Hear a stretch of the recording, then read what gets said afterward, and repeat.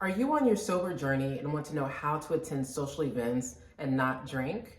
Well, if you're anything like me, you still want to hang out with your friends and not succumb to the temptation of drinking.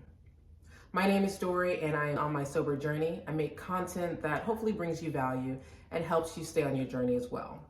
In this video, I'm going to give you 10 tips on how you can attend social gatherings where there's alcohol and still stay on your path.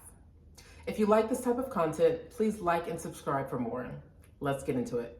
So to give you a little bit of context, this past weekend I attended a Galentine's Day event where in the invitation they said, bring your favorite sparkling wine or drink.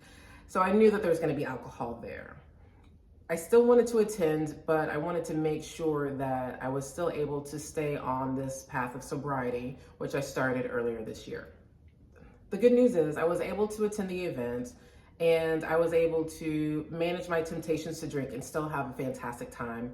And with that, I wanted to be able to share with you tips that I used so that I was able to still attend the gathering. Tip number 1, plan ahead.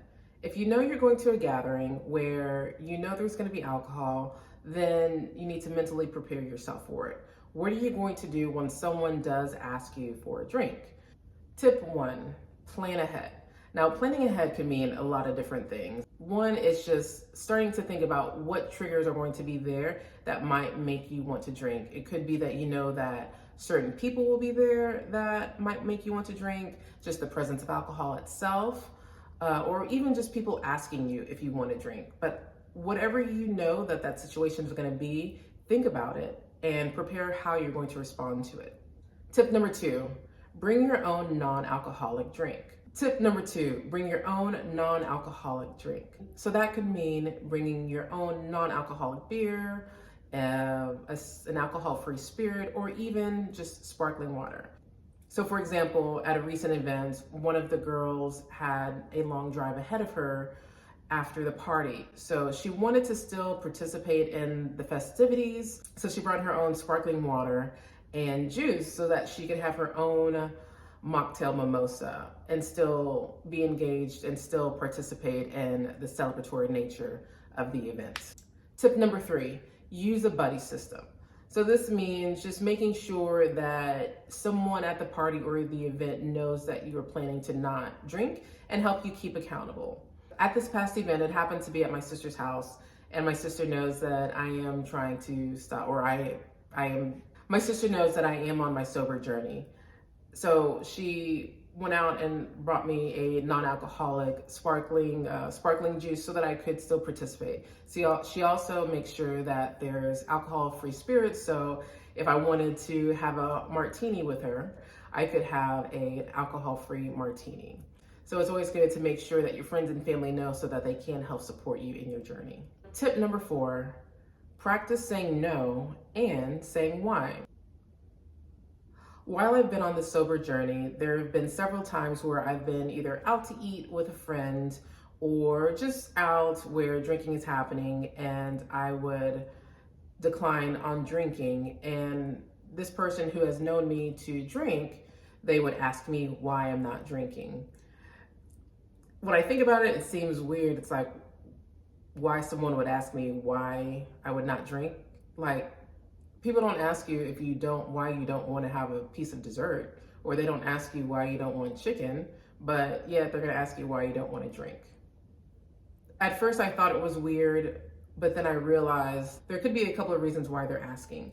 So one, it could be that they want to help support you. So it could be that I'm drinking because, well, one, I'm pregnant and I shouldn't be drinking if I'm pregnant, and that's maybe news I haven't told them yet. Or it could be that there's a health issue that I might need to share with them, or I haven't shared with them, and it might be good for them to know and they can help support.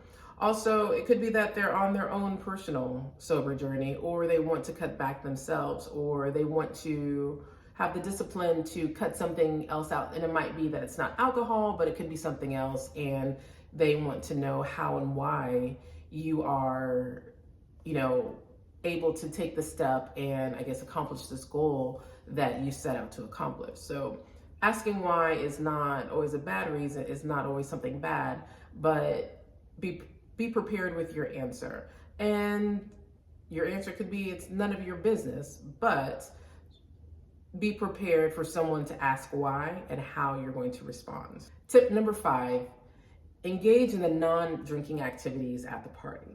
Yes, while drinking might be part of the celebration, it's not the only thing there. There's probably people there that either you don't know or you do know or you haven't seen in a while, but there should be plenty of opportunities to start up a conversation with someone. Additionally, there might be games, there might be dancing, just other activities that don't surround drinking. So be sure to seek those out when you are at an event where drinking is happening. Tip number 6, set a time limit. In my past, there have been events that went on way too long, right? Have you ever gone out at noon for brunch and the next thing you know, it's midnight because you've been out drinking all day? What starts as a brunch turns into another spot, to another party, to another bar, and the next thing you know, you've just been drinking all afternoon. Well, in order to avoid that, make sure that you do set a time limit, especially if you're not drinking. So you can say that I'm gonna go to brunch, but if you guys go somewhere after brunch, then that's when I'm probably gonna go home because I know that I'll probably be triggered to drink the later the afternoon gets. Or you might go to the first and the second spot, but maybe by 5 p.m. or the third spot, you're gonna go home because the later it gets, you're gonna wanna start drinking. So make sure that you know when you're going to leave. That brings me to the next point, point number 7, have an exit strategy. So when you've gotten to that point where it's probably time for me to go, you might get to a point where you start to feel tempted, or you might just start feeling comfortable. And make sure you do have a way so that you can remove yourself from the situation, whether that means don't ride with someone and just drive yourself, or be able to arrange for a car or someone to come pick you up and take you away from the situation. Tip number 8, choose not to go to a triggering event. Now, this might be an unpopular choice, but it is a very real choice. So for example, I was invited to go to a party where there's going to be unlimited food and alcoholic beverages. And even though I knew I wasn't planning to drink, I still wanted to go because I wanted to go to that type of party because I knew it was going to be a festive event, like music, fun people I like being around. Well, I purchased a ticket in advance and I was ready to go, but when we got to the day of the event, I knew that if I went to that event, I was going to be triggered to drink, mainly because my social battery was low around the time that it was time to go. And in the past, I've used alcohol to help recharge my social battery, even though that technically doesn't work. I use alcohol as a way to help me socialize when I didn't want to socialize. And the way that I was feeling before the party, I didn't want to socialize. And I knew that if I went to that party, I would drink. So I decided to not go to the party. Yes, I probably did miss out on a really good time, but I did practice self-care by honoring myself and making the better decision to not go and stay sober. Tip number 9, stay connected with your support system. This could mean a variety of things. So some people use meetings, some people have sponsors. For me, I use apps that help me track my sobriety. And what I like about the apps is that you're able to set them so that there's a daily reminder and there's a daily check-in.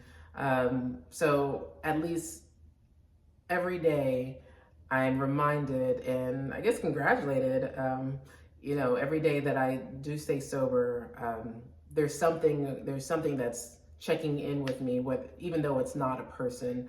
And I do like that comfort. And then I also do like that the app that I use, it does have a running clock, so I can see exactly how many days I've been sober, and I'm able to celebrate those milestones when I do hit them. And then lastly, reflect on your progress. I've been on this journey for a long time, and I'm hoping I know this time I'm going to do it. I failed a lot of times, and so what I have learned is that when you do make progress, you do have to celebrate it, right? Because I think by celebrating your progress, that's motivation to help you keep going. And even if there is a setback, then get back on it. Reflecting on your progress and acknowledging your success, you start to get the confidence to know that you can do it sober and you can have a good time sober. Congratulate yourself when you do it and keep yourself encouraged. Well, that's that. Those are my 10 tips on how to stay sober while attending social events, specifically where alcohol is involved. Hopefully you found those beneficial. If you do have additional tips or tricks or ways, please feel free to put those in the comments. I would love to share them with the community. Good luck on your sober journey. See you on the next one.